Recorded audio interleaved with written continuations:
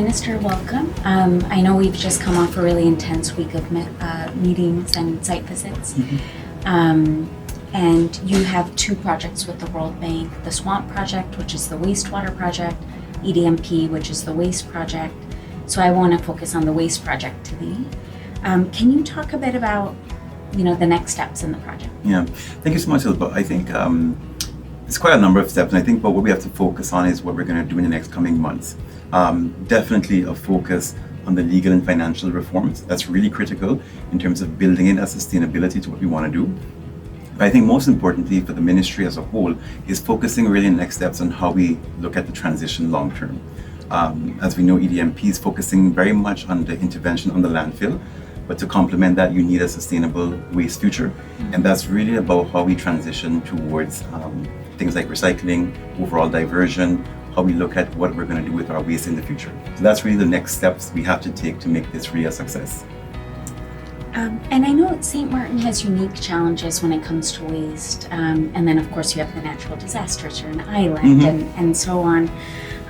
Based on what you've seen in DC and other sites, what are some solutions you think might be helpful? Yeah, I think one of the things, what we've seen with DC and also any small community as a whole, is the need for collaboration and cooperation. We share a unique island where we have to look at working with the French. I think that's really critical. It's also very important to look from the point of view of beyond our own island, regional collaboration, stakeholder engagement. That's really critical because at the end of the day, when you kind of have economies of scale and you have more people involved, ideas come together much better, and also resources.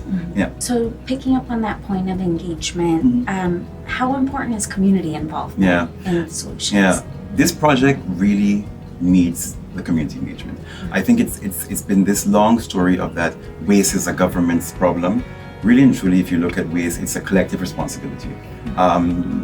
How we dispose of our waste really impacts things like our economy, our tourism product, but most importantly, it really impacts health and our quality of life.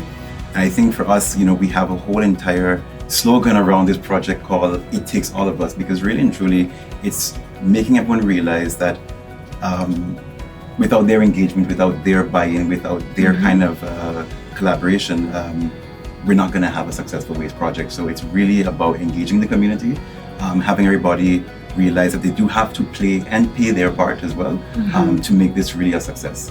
What is one practical step that Romy is taking right now? So I think in the next coming months, what we're really going to be focusing on and what is critical going forward is diversion.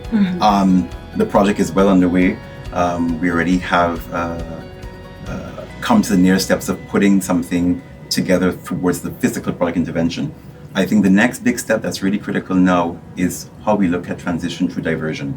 So we already have a couple of pilot projects we're working on to have launched in the next couple of months.